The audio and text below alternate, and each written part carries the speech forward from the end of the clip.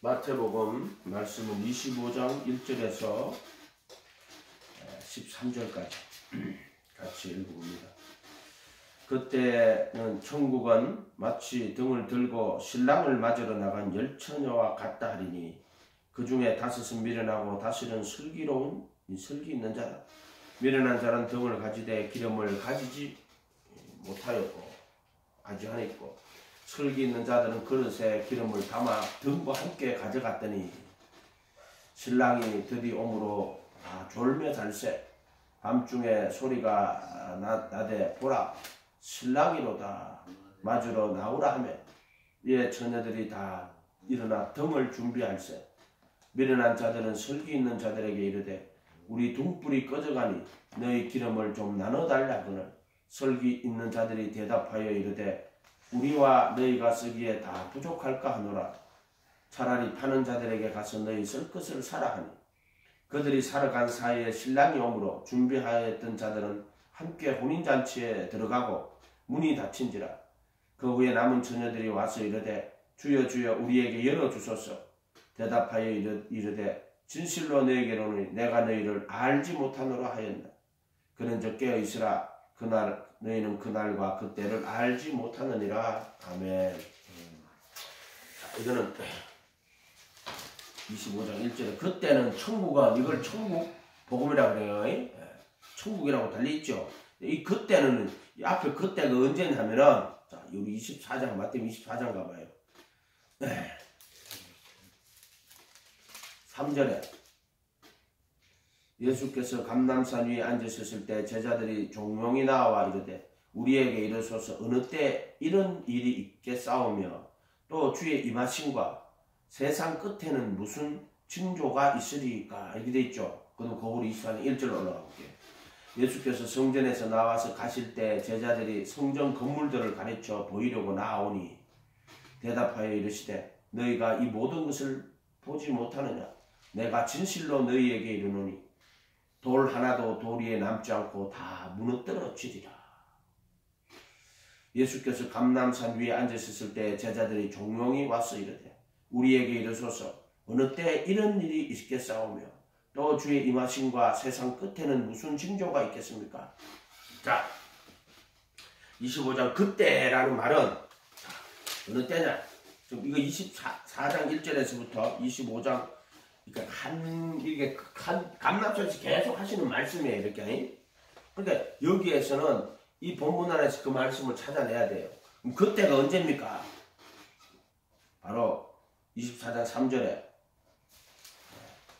어느 때 이런 일이 있겠사오며 주의 임하심과 세상 끝에는 무슨 징조가 있겠습니까? 이때 그때가 뭐냐면은 이런 일이 있겠사오며 또 주의 임하심과 세상 끝에는 무슨 징조가 있습니까? 그때 주의 임하심과 세상 끝에는 무슨 징조가 있겠습니까? 이렇게 물었는 거란 말이에요. 그때 천국은 이렇게 이걸 천국 복음이라고 한다 그랬죠. 마태복음에 있는 게 전부 천국 복음이에요. 팔복도 천국 복음이라고 그랬죠. 심령이 가난한 자는 복이 있나니 천국이 저희 것이며 이렇게 끝에 가면 의를 위하여 핍박을 받는 자는 복이 있나니 천국이 저희 것입니다. 이렇게 되어 있죠. 천국에 대한 이야기를 하신단 말이에요. 예수님의 가르침을 전부 천국 복음이라고 그랬어요. 천국은 마치 등을 들고 신랑을 맞으러 나간 열처녀 같다 하리니 등을 들고 신랑을 맞으러 나갔어. 열처녀가. 다섯은 미련하되 다섯은 슬기 있는 자다. 마태복음에는 어린아이 같은 자들은 나타내시고 지혜롭고 슬기로운 자들 다 감춘다 그랬잖아. 그죠? 근데 여기 또 다섯은 미련하고 다섯은 슬기롭다. 이거는 그 본문에서 말하는 거하고 다른 뜻이에요. 여기는 슬기로운 자라는 것은 그 말한 그런 스스로 지혜롭고 슬기로운 자를 말하는 게 아니고 여기는 등을 가지되 등과 기름을 같이 가진 자를 슬기롭다 이렇게 말하는 거예요. 등에 기름을 가진 자를 슬기롭다고 말하는 거예요. 그렇게 이런 걸 본문 안에서 뜻을 이렇게 딱 이렇게 해야 된단 말이에요. 미련한 자들은 딱 25장으로 가서 그 중에 다섯은 미련하되 다섯은 설기 있는 자라. 미련한 자들은 등을 가지되 기름을 가지지 않아했다. 자, 미련한 자들은 등을 가지고 있어요. 그런데 기름이 없다.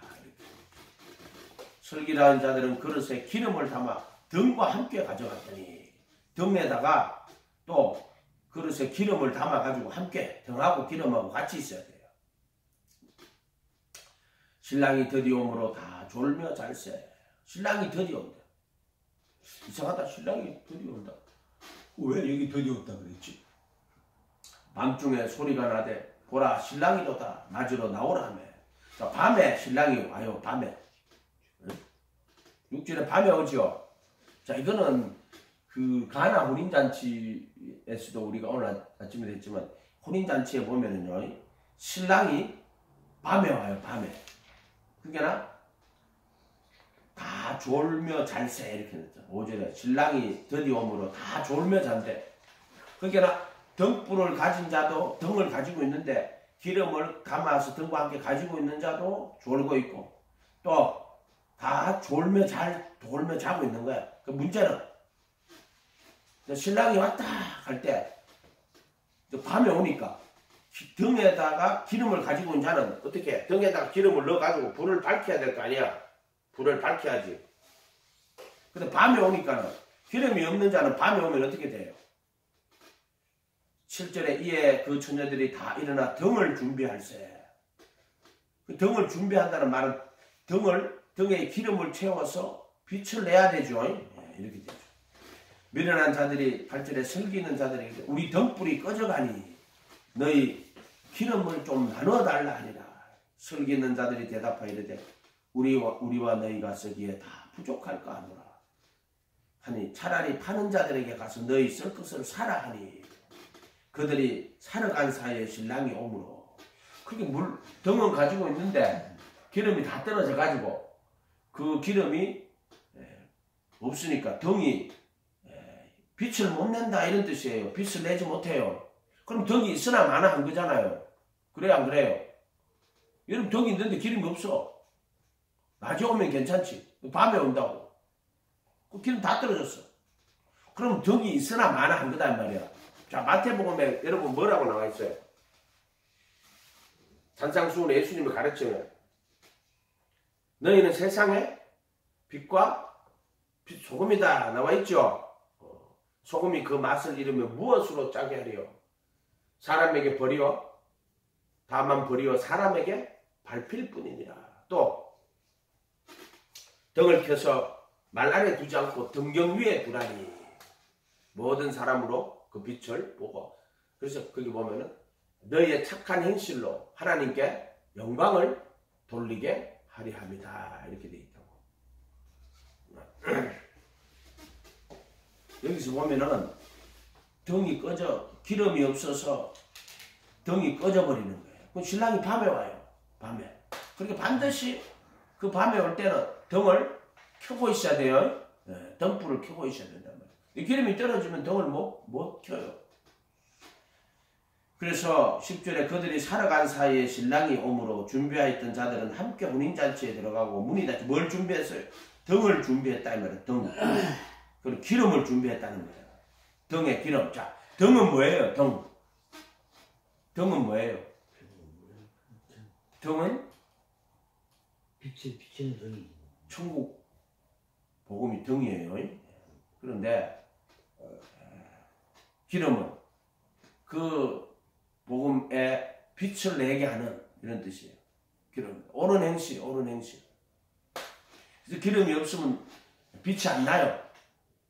그래서 우리가 등을 신앙이지만 그 안에 이제 그 생명이 없다. 뭐 이렇게 요한복음을 하면 생명이 없어요. 그런 거예요. 생명이 없고. 그 다음에 마태복음을 하면 옳은 행실이에요. 옳은 행실. 열매가 없다. 똑같은 말이에요. 옳은 행실 또는 빛. 자, 마태복음 찾아볼까요? 마태복음 우리 5장 살펴봐요. 마태복음 5장 5장 13절부터 16절까지. 너희는 세상의 소금이니 소금이 만일 그 맛을 잃으면 무엇으로 짜게 하리요. 5장 13절. 후에는 아무 쓸데없어. 아무 쓸데없다. 쓸데없어. 다만 밖에 버리고 사람에게 보자. 너희는 세상의 소금이라고 했잖아요. 누가 너희가 세상의 소금이라고. 근데 소금이 맛을 잃으면 무엇으로 짜요? 다만 후에는 아무 쓸데가 없어. 맛 잃은 소금이 무슨 쓸데가 없어. 밖에 버려 사람에게 밟힐 뿐이다. 너희는 세상의 빛이라. 산 위에 있는 동네가 숨기우지 못할 것이요. 사람이 등불을 켜서 말 안에 두지 아니하고 등경 위에 두나니 이러므로 집안 모든 사람에게 빛이 나니라. 이와 같이 너희 빛이 사람 앞에 비치게 하여 그들로 너희 착한 행실을 보고 하늘에 계신 너희 아버지께 영광을 돌리게 하라. 자, 빛이 나오죠. 빛이 착한 행실이 빛이에요. 착한 행실이 빛. 그러니까 여기 지금 마태복음으로 하면은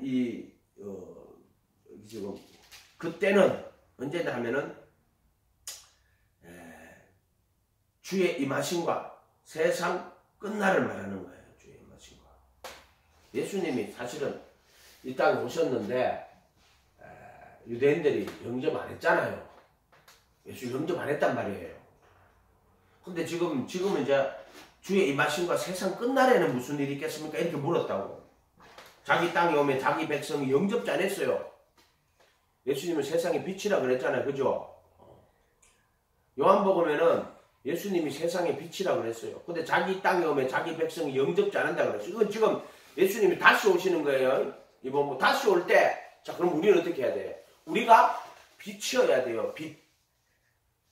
이거는 우리가 예수님을 잘 이해를 하면은 이해할 수 있어요. 예수님은 세상에 온 참빛이란 말이에요. 그래서 세상에 빛을 비추는데 이 어둠에 있는 자들이 빛보다 어둠을 더 사랑해서 자기 행위가 악함으로 빛보다 어둠을 더 사랑해요. 그래서 예수님 영접하지 않는다고. 그럼 우리는 예수님을 영접하잖아요. 왜? 어둠보다 빛을 더 사랑하니까. 당연히 어둠보다 빛을 더 사랑하는 사람은 예수님을 영접하게 돼 있어요. 근데 이거는 지금 예수님 다시 오실 때 이야기예요. 다시 오실 때 이야기예요. 다시 오실 때 신랑을 영접을 해야 되는데 그 신랑을 영접하려면은 우리가 빛을 내야 돼요. 빛. 등에다가 기름 있어야 돼. 근데 등은 있는데 기름이 없으니까 등이 꺼져버렸어. 꺼져버렸으니까 그거 등이 아니야. 있으나 마나한 등이야. 그러니까 밤에 왔는데 등이 없으니까 깜깜하니까 신랑을 맞이할 수 없지. 못 맞이한다고 지금. 기름이 없단 말이야. 그러나 기름이 있으니까 등불을 환하게 켜고 이제 신랑이 올 때 이제 영접할 수 있죠. 이게 이제 그 갈릴리 집안이 본인 그 비유를 들어가지고 하는 거예요 지금. 그 이유를 들어가지고. 그 여기서 이제 그때는 언제냐면은 예수님이 다시 오실 때 이야기하는 거예요 정확하게. 다시 오실 때. 이 땅에 예수님 오실 때 사람들이 다 유대 백성들이 영접 안 했단 말이에요. 그래가지고 영접하는 자, 곧 그 이름을 믿는 자들에게는 하나님의 자녀가 되는 권세를 주셨다. 이렇게 돼요. 근데 그때도 영접하는이라고 요한복음에 나올 때는 그 합하여 그 이름을 합하여 믿는 자는 거기는 또 그렇게 돼 있어요. 그 합하여 믿는 자라고 돼 있어요. 합하여 믿는 자에게는 영원한 생명을 주실 것이요. 이렇게 돼 있어요. 어쨌든 예수님 다시 오실 때 그때 천국은요. 그때 우리가 등을 켜고 기름을 가지고 등불을 환하게 밝히고 있어야 예수님을 맞이할 수 있어요. 안 그러고는 맞이 못해요. 등불 다 죽었어. 그 모양은 있어. 등은. 빛이 없어. 그럼 사람에게 버려 밝힐 뿐이고. 응? 보세요. 오늘 10절에 25장 그들이 살아간 사이에 신랑이 오므로 준비하였던 자들은 함께 혼인잔치에 들어가고 문이 닫힌지라. 그 후에 남은 처녀들이 와서 이르되 주여 주여 우리에게 열어주소서. 대답하여 이르되 진실로 너희에게 이르노니 내가 너희를 알지 못하노라 하였느니라. 알지 못한대. 그게 도무지 너희를 알지 못하느니라. 불법을 행하는 자들하고 똑같은 것처럼 들리죠. 알지 못한단 말이에요. 지금 불법을 행하는 자들이 되어버렸단 말이에요. 이렇게 됐단 말이에요. 그런즉 깨어 있으라. 너희는 그달과 그 때를 알지 못하느니라. 그러니까 언제는 뭐 그달과 그 시를 모르니까 언제 올지 모르는데 밤에 오니까 등불을 들고 있어야 돼. 기름 떨어지면 안 돼. 기름 떨어졌는데 왔다. 우측할 거야 그때. 기름 떨어질 때 오면 안 되겠죠. 그때 천국의 비유로 말씀하시는 거예요.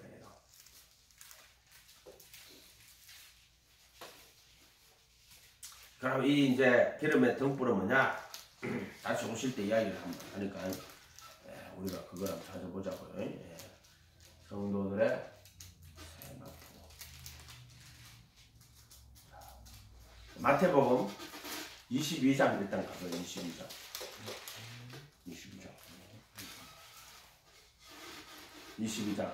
천국은 22장 1절에 예수께서 다시 비유로 대답하여 이르시되 천국은 마치 자기 아들을 위하여 혼인잔치를 베푼 어떤 임금과 같으니. 일단 임금과 같다고 돼 여기에. 그래 쭉 내려가다가 자 지금 요거는 예수님이 자 천국은 마치 자기 아들을 위하여 혼인잔치를 어떤 임금 같으니 그 종들을 보내어 청한 사람들을 혼인잔치 오라 했더니 오기를 싫어하거든. 다시 종들을 보내 이르되 청한 사람들에게 이르기를 내가 오찬을 준비하되 나의 소와 살찐 짐승을 잡고 모든 것을 갖추었으니 혼인잔치 오라. 오소서. 그 돌아보지도 않고 한 사람은 자기 밭으로 한 사람은 자기 사업 착하고 남은 자들은 종을 잡아 모욕하고 죽이니 임금이 노하여 군대를 보내어 그 살인한 자들을 진멸하고 동네를 불사르라 하고 이에 종들에게 이르되 혼인잔치는 준비되었으되 청한 사람이 합당치 아니하니 내 그리 길로 가서 사람을 만나는 대로 혼인잔치에 청하여 오라고. 종들이 길에 나가 악한 자나 선한 자나 만나는 대로 데려오니 혼인잔치에 손님들이 가득한지라. 임금들이 손님들을 보러 돌아올새 거기에 예복을 입지 아니하는 한 사람을 보고 이런데 친구에 어찌하여 예복을 입지 않고 여기 들어왔느냐 하니 그가 아무 말도 못하였거늘. 임금이 사관들을 말하되 그 손발을 묶어 바깥 어두운 데 내어 던지라. 거기서 슬피 울며 이런 삶이 있으리라 하니라. 정함을 받은 자는 많되 택함을 입은 자는 적다. 지금 이 이야기는 시적으로 봤을 때 천국 비유인데요. 앞에 거는 유대인들에게 이야기하는 거예요. 유대인들에게. 지금 유대인들이 예수님이 와서 혼인잔치를 지금 베푸는 거야. 자기 아들을 보내가지고 잔치, 혼인잔치를 베푸는 어떤 임금과 같다고 혼인잔치를 베풀어요. 그게 뭐야? 청한 사람들을 혼인잔치 오라 하였더니 싫어하거든. 그래가지고 남은 자들은 그에게 6절에 그 남은 자들은 종들을 잡아 모욕하고 죽이니. 이게 뭐예요? 예수님의 제자들을 모욕하고 잡아 죽이는 거예요. 그 혼인잔치 오라고 하는 거예요. 임금이 노아의 군대를 보내어 그 살인자들을 진멸하고 동네를 불사르니. 아까 우리가 읽었던 24절에 주의 임하시 저 도리에 돌아오면 남지 않고 무너뜨린다 하는 게 이야기예요. AD 70년에 디투스를 보내갖고 유대인 동네를 다 전멸해버려요. 다 죽여버려요. 왜? 혼인잔치를 베풀려고 아들을 영접하라고 이제 혼인잔치를 준비를 했는데 안 왔단 말이에요. 그래서 예수님 죽으시고 부활해가지고 그 아들을 보내고 혼인잔치를 이제 오라고 하는데 안 와요. 그래서 AD 70년에 군대를 보내가지고 살인자들을 진멸하고 동네를 다 불살라버린단 말이에요. 요게 AD 70년이에요. 이에 종들은 이르되 혼인잔치는 준비되었으니 정한 사람들이 합당치 아니하니 내 그리 길에 가서 사람을 만나는 대로 혼인잔치에 정하여 오라 할 때, 자, 이 복음이 어디로 가요? 이방인들에게로 막 가는 거야 지금. 그래서 길에 나가 악한 자나 선한 자나 만나는 대로 데려오라. 혼인잔치에 손님들이 가득한지라 이렇게 돼 있어. 악한 자나 선한 자나. 임금들이 손님들을 보러 올세 예복을 입지 않은 한 사람 말고 예복을 입지 않은 어떤 사람을 보고 이렇게 해야 돼요. 간사, 부정간사는 한 사람이 아니고 어떤 사람이에요? 예복을 입지 않은 어떤 사람을 보고 친구야 어찌 예복을 입지 않고 여기 들어왔느냐. 아까 지금 그 예복을 입지 않은 자가 그 등불은 있는데 기름이 없는 자를 똑같이 이렇게 예복을 입지 않은 자라고 하는 거예요. 똑같은 말이에요. 여기 보면은 혼인잔치인데 등불에 기름이 없어. 예복을 입지 않고 여기 들어왔느냐. 예복 없는 자야 이게 지금. 똑같은 말이에요. 그가 아무 말도 못하였구나 이렇게 돼 있어. 임금이 사람들에게 말하되 손발을 묶어 바깥 어두운 데 내어 던지라고. 거기서 슬피 울며 이를 갈미시리라. 청함을 받은 자는 많되 택함을 입은 자는 적이라. 자, 여기서 이게 이제 요한의 22장 안에는 유대인들에게 갔는데 유대인들이 복음을 안 받아들였어. 특히 예수님의 유대 당시의 천국. 그래서 6절에 그 남은 자들은 종들을 잡아 모욕하고 죽이니 7절에 임금이 노아의 군대를 보내요. 이 AD 70년에 디투스가 유대인들 멸망시키는 이야기 하는 거예요. 그 이야기 하는 거란 말이에요. 그리고 이제 마지막에 다시 이제 혼인잔치가 돼가지고 그 사람들을 뭐할 때 그 예수님 다시 오실 때 이야기하는 거란 말이에요. 사환들에게 13절에 그 손발을 묶고 바깥 어두운 데 내어 던지라. 자, 그 다음에 다시 21장 35절 가봐요. 21장 35절. 21장 35절. 다른 한 비유를 들으라. 한 집 주인이 포도원을 만들어 산 울타리로 두르고 거기 적자는 틀을 만들고 망대를 짓고 농부들에게 세를 주고 타국에 갔더니 열매 거둘 때가 가까우면 열매를 받으려고 자기 종들에게, 자, 이건 구약이에요. 예수님 오기 전에. 예수님 이 땅에 오기 전에 이제 포도원 가라면은 이게 이제 구약의 이스라엘 백성들을 포도원이라고 하는 거예요. 뭐 포도나무 씨로 포도원을 심는데 포도 열매가 게 없어. 이 포도원이라고 할 때는 이스라엘 백성을 이야기하는데 이게 구약이에요. 그래서 34절에 열매 맺을 때가 가까우면 열매를 받으려고 자기 종들을 농부에게 보내니 농부들이 종들을 잡아 하나는 시비 때리고 하나는 죽이고 하나는 돌로 치고 선지자들 말하는 거예요. 다른 종들을 보내 전부 다 많이 보내니 그들에게도 그렇게 하느니라. 후에 30절에 자기 아들을 보내면 나오죠. 자, 이건 누구예요? 이제 신약의 예수님으로 딱 넘어오는 거예요. 예수님으로 아들을 보내 이르되 그들은 내 아들을 존대하리라 했으니 농부들이 그 아들을 보고 서로 말하되 이는 상속자니 다 죽이자. 그의 유산을 차지하자. 이에 잡아 포도원 밖 내쫓아 죽였느니라. 그렇게 포도원은 정확하게 하면 이스라엘 백성들 이야기하는 거예요. 포도원 이야기 됐죠. 그러면 포도원 주인이 올 때 그 농부들을 어떻게 하겠느냐. 그들이 말하되 악한 자들을 진멸하고 포도원은 제때 열매를 바칠 만한 다른 농부에게 새로 줄지니라. 요게 이제 복음이 유대교 밖으로 나가는 거예요. 그리고 기준이 뭐냐면 여기 보면 아들을 보내고 그 다음 아들을 잡아 죽이죠. 공생의 이야기 하는 거예요. 38절에 농부들이 그 아들을 보고 서로 말하되 이는 상속자니 죽이고 그의 유산을 차지하자고 이에 잡아 포도원 밖에 내쫓아 죽였느니라. 예수님 이야기하는 거란 말이에요. 그럼 우리가 이런 걸 잘 읽어볼 때 기준이 뭐냐면 요 앞에 이야기는 예수님 오기 전의 이야기고 지금 38절 39절에 예수님을 잡아 죽인 이야기구나. 딱 이걸 보고 깨달으면 알면 돼. 그리고 예수님을 알면 이게 다 보이는 거예요. 기준이 뭐다? 기준이 예수다. 따라해보세요. 기준이 예수다. 예수를 알면 성경이 다 보인다. 아멘. 안 따라하는 사람은 뭐예요? 이에 잡아 포도원 밖에 내쫓아 죽였느니라. 그러면 포도원 주인이 올 때 아들이 이제 다시 오시는 거예요. 다시. 농부들을 어떻게 하겠느냐.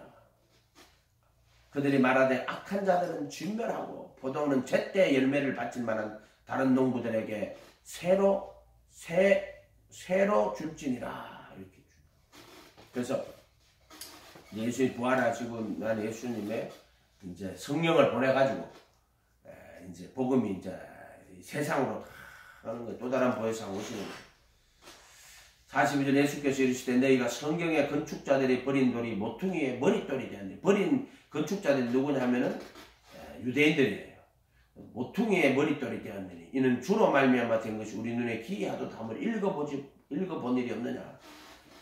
사실 그러므로 내가 너희에게 이르노니 하나님의 나라는 너희는 빼앗기고 그 나라에 열매 맺는 백성 유대인들은 빼앗기고 열매 맺는 백성이 받으리라. 열매 맺는다고 돼 있죠. 여기는요. 앞에는 덕불에 기름 준비했다고 돼 있고 여기는 열매 맺는다고 돼 있고 또 세마포 입었다고 돼 있고 예복을 입어야 된다고 돼 있단 말이에요. 이런 걸 다 하나로 보면 돼요. 이렇게. 그래서 요거를 잘 이거 좀 11장 33절 21장까지 쭉 가면은 여기 구약부터 시작해가 신약 예수님 공생해가지고 예수님까지 해가 다 마지막 때 들어오는 것까지 다 이렇게 그 구분을 하고 이제 보면 된다. 뭐 예수를 그들에서 구분하면은 이런 것들이 다 구분이 돼요. 다시 25장으로 가봐. 25장. 이때 몇 번째. 그때는 이제 예수님 다시 오실 때요. 지금은 재림하실 때란 말이에요. 천국아, 마태복음 22장도 천국아 혼인잔치를 베푼 어떤 임금과 같다고 해놨죠. 그래가지고 이제 복음이 이제 세 방으로 막 번져 나가는 거야. 그렇게 천국은 어떻게 보면 예수란 말이에요. 예수. 천국은 예수. 예수인데 천국은 누구다? 예수란 말이에요. 근데 유대 땅에 와가지고 유대 백성들에게 저희 회당에서 가르치고 천국 복음을 접하고 백성 중에 모든 양과 뜻을 고쳤다고. 열치면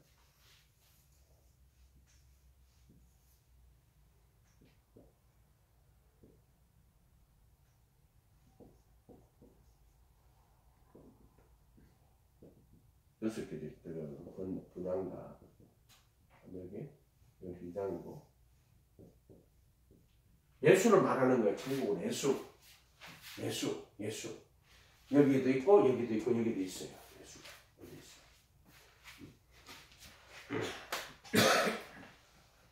그 이거를 어디라고 보면 하죠. 예수님 보면 여기 와서 이스라엘 땅에 와가지고 여기 동생의 예수님으로 천국 복음 전하고 백성 중에 모든 병과 약한 것을 고쳤다고. 백성들은 여기 있고 예수님은 지금 공생애를 하는 거지. 그러니까 이게 같이 겹쳐져야 돼요.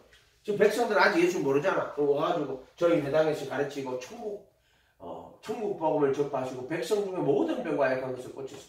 근데 보고 믿으라고. 그럼 백성은 여기 있고 예수님 지금 여기 있는 거야. 공생애야. 그러니까 이런 것도 잘 구분해야 돼요. 그러니까 백성은 여기 있고 그 영접해가지고 예수님 모셔드리면 여기 들어오는 거예요.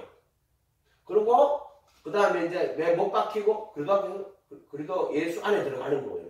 백성은 지금 이렇게 세 단계로. 예수님으로 치면은 예수님은 여기 공생애고 예수님 여기서는 세상에서 못 박히 죽는 거고 세상 사람들이 못 박아 죽이는 거고 여기는 예수님이 공생애 못 박히 죽는 게 아니고 어린 양이지 따지면 여기는 공생애 여기는 못 박히 죽으시고 부활하시고 하늘 성경에 올라가시고 그러니까 이거를 한 개로 이렇게 딱 맞춰가지고 볼 수가 없어요. 이거는 그 주어에 따라가지고 달라지는 거예요. 주어에 따라가지고 달라지는 거예요. 그러니까 그때 천국은 마치 등을 들고 신랑을 맞으러 나간 열처녀와 같다 하리니 그 중에 다섯은 미련하고 다섯은 설기 있는 자라. 그때라 하는 것은 때로 보면 예수님 다시 오실 때요. 근데 그때 여기 있는 자들은 구원 못 받는 건 당연하지. 불법 외식하는 자들. 그치? 근데 여기 있는 자들 중에서도 보세요. 등불은 갖고 있는데 기름이 없어. 어떻게 할 거야? 이렇게. 바깥 어두운데. 그래서 이것을 자기 타작마당을 정하게 하는 거야. 그때는. 정하게 해가지고. 여기서 이렇게 가든지, 이렇게 가든지 둘 중에 하나 하는 거지. 그렇게 되겠지. 설기 있는 자들은 기름을 담아 등과 함께 가졌다. 도대체 등이 뭡니까? 기름이 뭡니까? 그거는 있잖아요. 옳은 행실이야, 옳은 행실. 그게 등이 뭐다, 기름이 뭐다 이렇게 말하기는 불가능해요. 그런데 분명히 너희는 세상의 등인데 빛이고 소금인데 빛이 없이 기름이 없으니까 빛이 안 나. 등은 등이네. 등은 용도가 뭐예요? 등을 켜면 빛이 나와야 되잖아요. 등을 왜 갖고 있어요? 빛이 나오려고 등을 준비한 거란 말이에요. 근데 등을 가지고 있는데 기름이 없으면 등을 가지나 마나 그건 아무 소용이 없는 거란 말이야. 그렇지 않아요? 등만 더 들고 있는데 밤이 됐는데 빛을 내려고 기름을 넣어야 될 거 아니야. 그러니까 이거는 등을 가지고 있으면 뭐하냐 말이야. 기름 없으면은 아무 쓸데없는 거란 말이야. 다만 쓸데없어 밖에 버리어 사람에게 밟힐 뿐이다. 아무데도 쓸데없는 거란 말이야. 그게 등은 있는데 기름이 없는 거야. 이렇게 해석을 해야 돼요. 요한계시록에 보면은 요한계시록에 19장 18절 그거 요한계시록 19장 18절 요한계시록 19장 18절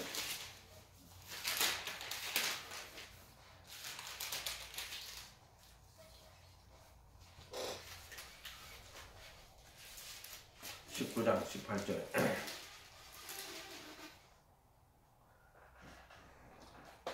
19장 8절, 18절에 8절.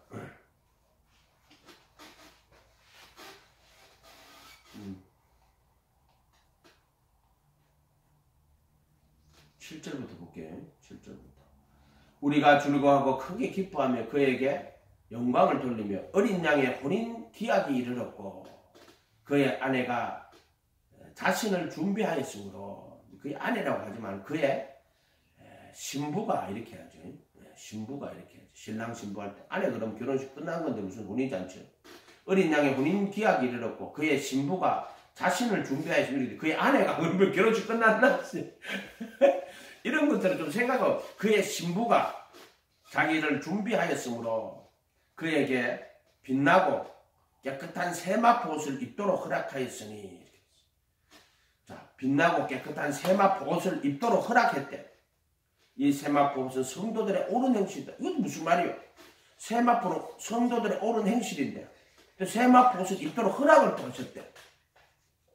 옷은 네가 입는 거 아니야. 성도들의 옳은 행실인데. 근데 여기 보면은 빛나고 깨끗한 세마포 옷을 입도록 허락하셨대. 빛이 나네, 옷에.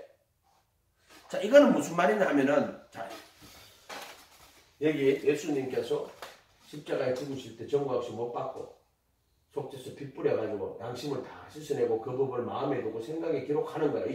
이게 옳은 행실이야. 옳은 행실. 옳은 행실은 내가 그리스도에 못 박히고 내 안에 그리스도가 사는 거야. 또는 새 생명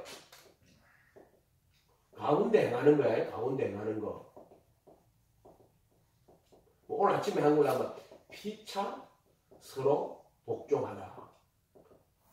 그리스도를 경외함 안에서. 피차 서로 복종하는 그리스도를 경외함 안에서. 이거 찾아보니까 피차 서로 복종하라. 그리스도를 경외함 또는 하나님을 경외함 안에서 이렇게 되어 있다. 자, 이거 옳은 행실이야. 새 생명 가운데 행하는 거고 피차 서로 복종하는 거고. 이런 말들이 똑같아. 그렇게 또 부부 간에는 그리스도 안에서 경외하라. 그게 뭐냐? 남편이 아내의 머리 되며 그리스도가 교회의 머리 된 것 같고, 또 주께서 몸된 교회를 사랑하는 것처럼 사랑한다고. 그리스도의 몸이잖아요. 주름 잡힌 것이나 흠이 하는 것처럼 똑같은 말들이에요. 그러니까 이런 것들을 이렇게 잘 생각해보면 여기 보면은 성도들의 옳은 행실이다 이렇게 되어 있어요. 옳은 행실이다. 그럼 이까 어떤 인간들이 행위 구원이 어떻고 저떻고 미친놈들이야 그거. 성도들의 옳은 행실이야. 행위 구원이 아니고 바리새인 서기관들이 율법으로 자기 의를 세우려고 한 게 아니라 내가 그리스도와 함께 못 박히고 내 안에 그리스도가 살아서 새 생명 가운데 행함으로써 옳은 행실이라고 하는 거야. 이런 걸 구분을 못해. 이 자들은 행실 그러면 율법 행위 구원이다. 이 자들은 자기의야 또 율법으로 말미암는 자기의하고 예수님을 순종함으로 복음 안에서 새 생명 가운데 행하는 거하고 구분을 못하는 자들이란 말이야. 그런 자들은 아예 말도 썩지도 말고 일도 이야기도 할 필요 없어요. 그런 자들하고는요. 이해가 됐죠? 행위 구원이 아니고 이것은 하나님이 그에게 허락하셔서 빛나고 깨끗한 세마포를 입게 하시는 거야. 이 세마포는 성도들 옳은 행실인데 이건 누가 입게 하냐면 예수님이 입게 하신 거야. 입게 하신 거. 이거는 정과 욕심 못 봐가지고 양심을 보혈의 피로 다 씻고 그 법을 마음에 두고 생각에 기록하니까 이 사람들이 새 생명 가운데 행하는 것. 너는 그의 만드신 바라 선한 일을 위하여 지으심을 받은 자니 이렇게 돼 있단 말이에요. 에베소서 2장 9절이겠죠. 그거는요. 전 성경은 하나예요. 예수인데 이걸 우리가 이걸 알면은 이게 십자가에 못 박히 이걸 알면은 이게 지금 세마포 여기다 여기 딱 안다고 여기 이렇게. 근데 뭐 우리가 예수님 순종해야 되는데 뭐 행위 구원이 딱 이런 자들은 상종하지 마세요. 그런 자들은 복음의 기본에 복음이 뭔지를 모르는 자들이야. 그런 자들은. 그래서 19장 옳은 행실이다. 그럼 내가 착하게 살면 되겠네요. 그런 게 아니라 해도 정과 욕심 못 박히고 새 생명 가운데 자기의가 아니야. 자기의가 아니요. 야 저분은 훌륭해가지고 저분 훌륭하게 정말로 인격이 고매하시고 그런 게 아니라 해도 정과 역시 못 박히고 내 안에 그도가 살았어. 피차스로 복종하는 거야. 이해가 됐어요? 자기를 비워 종의 형체로. 그게 이제 말하자면 예수 믿는 새 생명 가운데 행하는 거야. 새 생명 가운데 행하는 거. 자기 희생과 헌신. 자기 의를 나타내고 그런 게 아니라니까. 자기 희생과 자기 헌신인데 그거는 기쁨과 감사로 하나님 앞에 살아가는 거야. 그럼 문제가 뭐야? 나는 예수님 믿고 지식으로는 알아요. 그런데 이 마음속에 진짜 성령 안에서의 감사와 기쁨이 없을 때가 많이 있어. 그러니까 문제지 이것도 진짜. 하나님의 나라는 성령 안에서 의와 평강과 희락이라고. 그러니까 얼마나 그 기쁨과 감사로 율법의 요구를 이루는 거라고. 기쁨과 감사로 자원하는 거야. 막. 안 시키도 하는 거야. 막 감사해서 이렇게 하고 막 하고. 자, 이런 것들이 보다 그게 기쁨과 감사예요. 그래서 하나님 나라는 성령 안에서 의와 평강과 희락이라고. 그거 왜 하는데? 기쁨으로 하는 거야. 왜 사랑하는데? 아유, 막 생명이 넘치는 거야. 새 생명이. 예수의 막 생명이 넘치는 거야. 그래서 기쁨과 감사로. 그래서 항상 기뻐하라, 쉬지 말고 기도하라, 범사에 감사. 이런 글도 예수 안에서 너희를 향한 하나님 뜻이에요. 그 율법의 요구예요. 우리가 율법 막 지킨다고 율법의 요구를 이루는 게 아니에요. 우리 새 생명이 우리 안에 들어오면은 그 새 생명의 기쁨과 감사로 하나님을 섬기는 거야. 그게 율법의 요구를 이루는 거야. 율법의 요구를 이루는 거야. 기쁨과 감사로. 그게 성령 안에서. 그게 뭐라고 하죠? 성령의 열매라고 그랬죠. 열매, 성령의 열매. 어때? 사랑, 희락, 화평, 오래 참음. 또 자비, 양성, 충성, 온유, 절제. 그게 성령의 열매예요.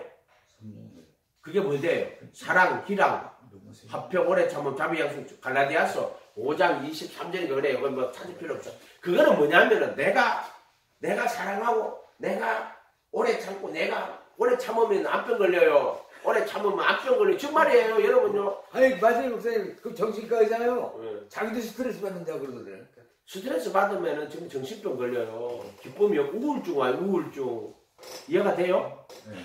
마음의 소원이 이루어지지 않으면 우울증이 와요. 왜 사람이 우울증 오는? 자기는 열심히 노력하는데. 자기가 막 애쓰고 힘쓰고 노력하는데 안 이루어져. 그러면 사람이 우울증이 온다고. 그게 성취가 없는 거야, 성취가. 그래서 사람은 살아가면서 조금 성취가 있어야 돼요. 성취, 기쁨이 있어야 된다면 기쁨이. 그렇지 않으면은 이게 우울증이 온다고. 그래서 항상 기뻐하라. 쉬지 말고 기도해. 범사에 감사하라. 그래서 기쁨과 감사가 없으면은 그게 새 생명은 기쁨과 감사로 하나님의 율법을 지키는 거예요. 그게 새 생명이에요.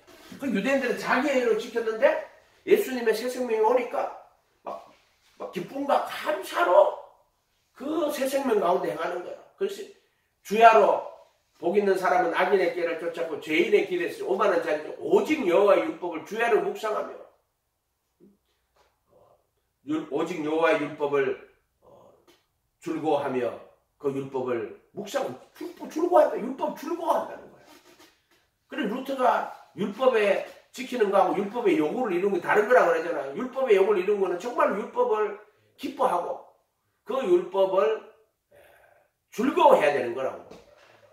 그 시편 1편에 나와 있죠. 그래서 로마서 8장 3절에 율법의 요구가 이루어지게 하려 하심이니라 이렇게 돼 있다고. 율법의 요구는 뭐냐면 기쁨과 감사로 하나님의 율법을 지키는 거야. 자기 의로 하는 게 아니고. 근데 그게 이제 우리가 하려면은 새 생명 가운데 행하는 거라고 또 이렇게. 그러니까 이게 다방면이 있는 거야. 어쨌든 이 새 생명으로 죽으시고 부활하신 예수님이 양식으로 보혈의 피를 씻고 우리 안에 영원한 생명으로 들어오시는 거야. 조회라고. 그것이 우리 안에 있는 새 생명이에요. 그래서 새 생명 가운데 행하게 하려면 또는 하나님의 나라는 성령 안에서 의와 평강과 희락이다. 평강과 기쁨이다. 이렇게 말하기도 하고. 의와 평강과 기쁨이다. 그래서 의와 평강과 의가 있고 평화가 있고 그 기쁨이 있어. 이렇게. 근데 그게 옳은 행실이야. 옳은 행실이 감사와 기쁨으로 하나님 앞에 순종하는 거. 또 노마수 12장으로 하면 너의 몸을 거룩한 산제사로 드리라. 똑같은 말이야. 또 반석에 집 짓는 똑같은 말이야. 예수님의 말씀을 듣고 행할 때 그 말씀이 반석이에요. 예수님 말씀 반석. 그 반석에 집을 짓는 거는, 듣고 행하는 거는 지금 세마포하고 똑같은 이야기란 말이에요. 옳은 행실이라고. 어떤 인간은 옳은 행실이래 하면 행위 구원이야 또 다. 막 그런 인간들은 진짜 나는 막 진짜 상종하기가 싫어요. 새 생명 가운데 행하는 거, 그거를 우리는요 율법을 지키려고 해야 돼요. 근데 기쁨과 감사로 해야 돼요. 기쁨이 없으면 사람 살기가 조금 행복이 없잖아요. 행복이 있어야 기쁜데 이 행복이 없으면 우울증 걸려요. 여러분들이 그런 우울증 많이 알았단 말이야. 내가 볼 때. 왜냐면 우울증이 있으니까 좀 다 저기 넘어간다고 사람들이. 삶의 의미가 없고 노숙자가 된 게 왜 그래요? 다 정신적으로 보면은 그게 유혹에 빠져가지고 하다가 삶의 의미를 다 잃어버리고 기쁨이 없고 우울증 걸리는 거 아니에요 전부 다. 19장 8절에 빛나고 깨끗한 세마포옷을 입도록 허락하셨으니 이 세마포옷은 성도들의 옳은 행실 하더라. 허락된 거야. 허락. 천국의 비밀을 아는 것이 너희 허락된 거야. 천사가 9절에 기록하라. 어린 양의 혼인잔치에 청함을 받은 자들이니 복이 있도다. 여기 청함 받은 자들은 이제 마태복음은 택함을 입은 자예요. 여기서 이 청함은 세마포 입은 거니까 그 우리가 마태복음 22장에 말하면 그 청함이라고 할 똑같이 보면 이거 앞뒤를 잘 살펴보면 이때 혼인잔치에 청함을 받은 자들은 이거 택하심을 입은 자들을 말하는 거예요. 네. 세마포 입은 자예요. 그러니까 우리가 문장 안에서 이런 글자들을 잘 살펴보면 이게 뜻으로 이런 뜻이라고 그렇게 이걸 문자로만 달랑하면 안 돼요. 그 자기 멋대로 해석을 하면 또 안 되고 요거는 예수님과 그의 혼인잔치에 참여한 사람들 세마포 옷을 입은 옳은 행실 요거를 지금 혼인잔치에 청함을 받은 자들이라고. 마태복음 22장으로 하면은 택함을 입은 자들이에요. 여자들이.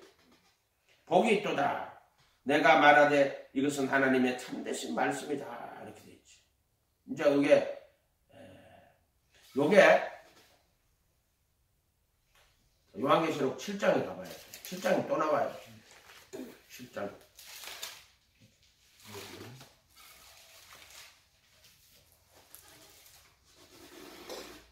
14만 4천 명이 인을 받고 나서요. 자, 그러고 나서 9절에 7장 9절에 이 일 후에 내가 보니 각 나라와 족속과 백성과 방언에서 아무도 능히 셀 수 없는 큰 무리가 나와 흰옷을 입고 손에 종려 나무를 가지를 들고 보호자 앞과 어린 양 앞에 서서 큰 소리로 했어요. 구원하심이 보호자에 앉으신 우리 하나님과 어린 양에게도다니 모든 천사가 보호자와 장로들과 내 생물의 주위에 서 있다가 보호자 앞에 엎드려 얼굴을 대고 하나님께 경배하며 이르되 아멘. 찬송과 영광과 지혜와 감사와 존귀와 권능의 힘이 우리 하나님께 세세토록 있을지다. 아멘 하더라. 장로 중 하나가 응답하여 나에게 이르되 이 흰옷을 입은 자들이 누구며 또 어디서 왔느냐. 내가 말하기를 내 주여 당신이 아시나이다 하니 그가 나에게 이르되 이는 큰 환난에서 나오는 자들인데 어린 양의 피에 옷을 씻어 희게 하였습니다. 어린 양의 피에 옷을 씻어 그 옷을 씻어 희게 하였다. 옷이 뭐야? 세마포예요. 그렇게 세마포는 옷을 씻어가지고 희게 한 자들을 세마포라고 하는 거란 말이에요. 자, 그게 이걸로 보면은 자 양심을 보혈의 피로 다 씻고 그 법을 마음에 두고 생각에 기록해서 옳은 행실이라고. 옳은 행실. 새 생명 가운데 행하는 거. 자, 이거를 말하는 거라고 이게 지금 여기 나오는 얘기가 되어 있단 말이에요. 요거는 예수님이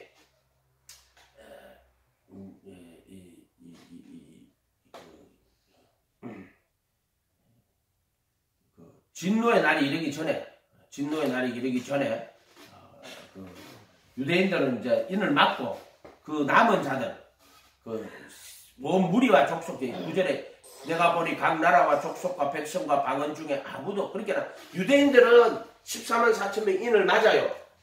인을 맞아가지고 그렇게 이제 남아 있고요. 그 다음에 큰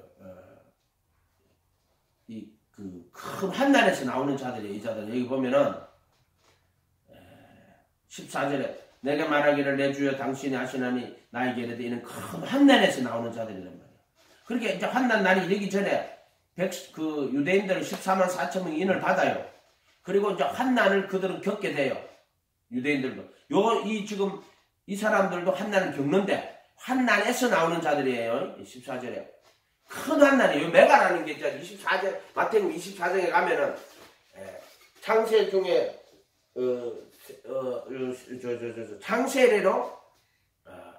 창세 이래로 이런 큰 환난이 없었다. 그 큰 요 단어가 메가라는 단어예요. 메가 환난. 요게 뭐냐면은 마지막 일곱째 인을 떼기 전에 일곱째 인이 뭐냐면은 일곱 나팔이에요. 그 떼기 전에 이제 인을 맞고 그 다음에 환난이 들어와요. 그게 첫째 나팔, 둘째 나팔, 셋째 나팔, 넷째 나팔, 다섯째 나팔, 여섯째 나팔까지 딱 나온단 말이에요. 요게 요렇게 나온단 말이에요. 요렇게 나오는데 그때 이제 큰 환난에서 나오는 자들이라고 돼 있단 말이에요. 요게 창세 이래로 이와 같이 큰 환난이 없었다. 그리고 매가 큰 데라고 큰 자가 붙어 있어요. 그렇게는 큰 환난에서 나오는 자들인데 이렇게 돼 있단 말이에요. 어린 양의 피에 그것을 씻어 희게 하였느니라 이렇게 돼 있단 말이에요. 이렇게 계시록에는 이렇게. 그래서 이때는 이제 만약에 우리가 예수님이 오시기 전까지 살아 있어. 그리고 우리가 환난에 들어가는 자들이라면은 그 환난을 겪게 되겠죠. 근데 모르지 뭐. 우리가 살아서 환난을 겪을지 아니면은 우리가 죽고 예수님이 환난이 시작될지는 몰라. 그건 아직 알 수가 없어. 근데 뭐 지금 세상 돌아가는 거 보면은 이제 환난의 시작이 되는 것 같다 이런 생각이 들어요. 24장 환난의 시작이 일어나는 것 같아. 처처의 기근과 지질과 이제 전쟁과 난리와 난리의 소문이, 전쟁과 전쟁의 소문이, 지금 전쟁과 전쟁의 소문이 있잖아요. 지금 난리와 난리의 소문도 있고요. 있단 말이에요. 근데 옛날에는 이제 유럽에서 2차 세계대전 저들끼리 싸웠지만 이제 앞으로는 이제 저들끼리 싸우는 게 아니고 이제 온 세상이 이제 난리와 난리 소문으로 이제 이렇게 될 수도 있고요. 그러니까 이건 정확하게는 몰라요. 아직까지는 모르는데 이제 각자 자기들이 생각하는 그게 있지. 근데 어쨌든 여기는 보면은 저 계시록에는 큰 환난에서 나오는 자들인데 어린 양의 피에 옷을 적셨다. 큰 환난이 뭐냐면은 우리가 계시록 읽다 보면은요 나팔에 보면은 화가 있으래 그돼 있어요. 그게 뭐냐면은 넷째, 다섯째, 여섯째 나팔이 화예요. 그게 화. 독수리가 있는 곳에는 죽음이 있는 곳에 독수리가 모이리라 할 때 그 독수리가 그럼 지나간다고. 성경에 이런 것들 다 집어넣어놨어요. 읽어보면 어려운 글자, 어려운 책이 아니에요. 이건 이상하게 막 해석할 필요 없어요. 그냥 말씀 그대로 이렇게 보면은 비블릭 코드를 다 심어 넣어놨어요. 거기다가. 그거 뭐 보면은 이게 의외로 쉽게 풀려요. 그런 것들이. 그래서 황충의 재난이 딱 네 번째고 다섯 번째고 다섯 번째는 뭐였지? 그 다음에 여섯 번째가 2만만 2억 군대가 이래가 그 나라 일시에 인구 3분의 1 죽는다 이렇게 돼 있어요. 그게 화예요. 큰 환난에서 나오는 뭐 이렇게 나는 그렇게 봐요. 어쨌든 다시 더 잘 하려면 기도하고 해봐야 돼. 어쨌든 그렇고요. 다시 이제 마태복음 25장으로 가요. 다시 25장. 그때 천국은 기름의 등불 갖고 있어야 돼요. 세마포의 옷을 입어야 돼요. 세마포 옷을 입어야 돼요. 또 반석에 집줘야 돼요. 그 다음에 등불에 기름 갖고 있어야 돼요.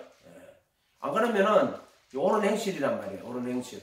새 생명 가운데 행하는 이런 뜻이란 말이에요. 우리가 살았을 때 예수님 오실지, 우리가 죽고 나서 예수님 오실지 몰라. 그럼 우리는 이제 죽었으면은 예를 들어 엄부에 가든 낙원에 가든 가겠죠. 그때 예수님 다시 오실 때 첫째 부활에 참여하는 자는 복이 있어요. 그때 예수님과 구름 타고 같이 오는 자들 복이 있어요. 그런데 그때 살아있는 사람들은 이제 이 큰 환난에서 나오는 자들이 있어. 그때 후가 되는 자들은 그때 또 복이 있겠죠. 어쨌든 복이 있을 거예요. 그래서 그걸 이야기하는 거니까는 그럼 내가 정말로 등불에 기름이 있는가? 마태복음 첫째로 보면은 옳은 행실, 옳은 행실. 주님이 인정하실지 안 하실지는 그거는 예수님의 선택이에요. 흰옷을 입도록 허락하시는 거, 허락하시는 거. 세마포는 세마포. 그래서 혼인잔치가 문이 탁 닫힌다. 세마포 안 입었으면 혼인잔치 못 들어가요. 이거 전부 다. 등에 기름을 가져야 돼요. 그건 성도들의 옳은 행실이에요. 마태복음으로 하면 그렇게 된단 말이에요. 우리가 이런 것들을 좀 잘 깨달아가지고 항상 날마다 새 생명 가운데 가야 되는구나. 근데 보세요. 그게 아무 때는 게 아니에요. 이게 선한 양심 주님 찾아가야 돼. 가가지고 여기서 이리 가든지 여기서 이리 오든지 둘 중에 하나입니다. 그래서 농사를 짓는데 열매를 못 맺으면 내게서 열매를 맺지 않은 이를 제거해버리고 크독한다. 마태 요한복음 10 열매를 이를 더 과실이 깨끗하게 하신다. 이렇게. 여기는 좀 타작마당이에요. 타작마당. 여기 광야. 타작마당 광야 40년. 또는 교회인데도 보세요. 여기 있는 이것도 있어. 교회. 여기 있는 이것. 어쨌든 지금 여기서 교회에서 교육을 하고 있는 거야. 타작마당을 정하게 하는 거야 지금. 타작마당을. 처음에 이제 우리가 예수 못 믿고 어느 나라 처음 들어올 때는 여기 있던 사람들을 끌러 들어오는 거지. 그런데 지금 교회 다니는데 오랫동안 다녔어. 알곡이 되면 가야지. 알곡이 되기 들어가야 돼. 내게서 열매를 맺는 가지는 더 가실 일을 깨끗하게 하시는 게 들어가야지. 근데 열매를 안 맺으면 크도피대가 나가. 크도피대가 나간 사람도 많이 있어요. 몰라서 그렇지. 그 외식 형식적으로 믿게 되고 하는 사람들은 크도피대가 저기 나간단 말이에요. 자, 이런 것들도 좀 잘 생각을 해보고 내가 지금 어디 있나? 여기 불법을 행했을 때 내가 여기 있구나. 불법. 죄를 짓는 거야. 짓는 거. 이거는 지연죄. 이거는 품언죄. 여기서 이제 정말없이 못 박히고 이렇게 돌아오면 이거는 이제 세마포지. 세마포. 이거는 새 생명 가운데 행하게 하신 기쁨과 감사 이런 거 되겠지. 이렇게 지연제, 품언제. 아직 마음은 선을 원하는데 지체 속에 제가 있는 이런 뜻이라고 이야기했잖아요. 이걸 한 가지로 딱 설명 못해요. 이걸 잘 이렇게 인간은 유기적인 거기 때문에 너는 이렇게 보고 이렇게 하면 돼요. 기도하겠습니다. 거룩하신 주님, 우리가 이런 말씀들을 잘 이해할 수 있도록 축복해 주시고, 그래서 우리가 어디에 속해 있는지 스스로 깨달아서 세마포 있는 성도들의 옳은 행실로 천국 혼인잔치에 참여하는 자들 되도록 축복하여 주시옵소서. 감사드리고 예수님의 이름으로 기도하옵나이다. 아멘.